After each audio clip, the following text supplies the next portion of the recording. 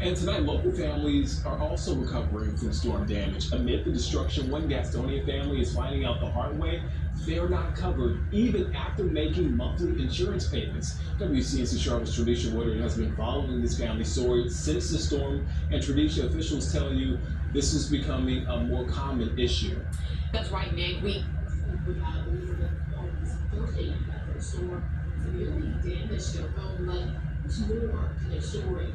The family believing they were paying renter's insurance months and months. Hurdles. Boom, glass shattering everywhere. It's something Elizabeth Combs and her daughter know a lot about. After a storm changed everything. It's been like a full-time job, being homeless and being displaced. This tree leaves behind holes in this home. We are on TV. And in the hearts of this family.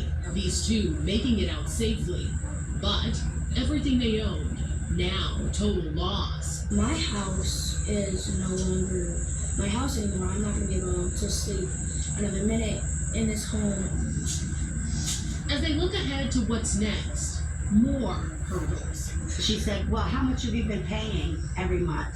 And I said, well, it's $9.99 for for your renter's insurance, And she says, okay. She says the $10 a month one. She says that's just tenant liability. She says that just covers our house. It doesn't cover any of your stuff. Combs says it was brought up to her like rental insurance, with some confusing language like personal property insurance also playing a factor.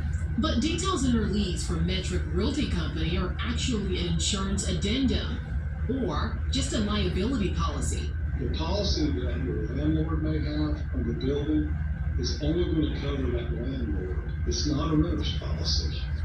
And so this is something I think is important for people who do not own their home and they were renting from someone else. Barry Smith is with the North Carolina Department of Insurance, and he says landlord-required renter's liability insurance only protects the leaser from property damages caused by tenants. I think insurance can be confusing because there are so many variables in insurance. If it's not renter's insurance and it's actually tenant liability, you need to be calling it that at the time that I'm signing my lease. It's an issue that now has Combs and her daughter out on the streets, taking bits and pieces of what's left. I'm thinking like we might actually have to sleep on the road. A huge lesson they're hoping to overcome together. Now, Combs says they were able to get their car finally free from all of the debris, but the window in the hood is too damaged to drive. So for anyone who would like to donate to this family, you can log on to our website at WCNC.com. We'll be sure to have a link posted for you. And Tradition, is the family receiving any assistance on finding a new place to stay? Well, yeah, so Combs says, the local DSS says, if the family is able to find a landlord who's willing to work with the emergency rental assistance program, then they're willing to pay the security deposit and the first 3 months of the family's rent. So they're currently searching for a landlord who can help.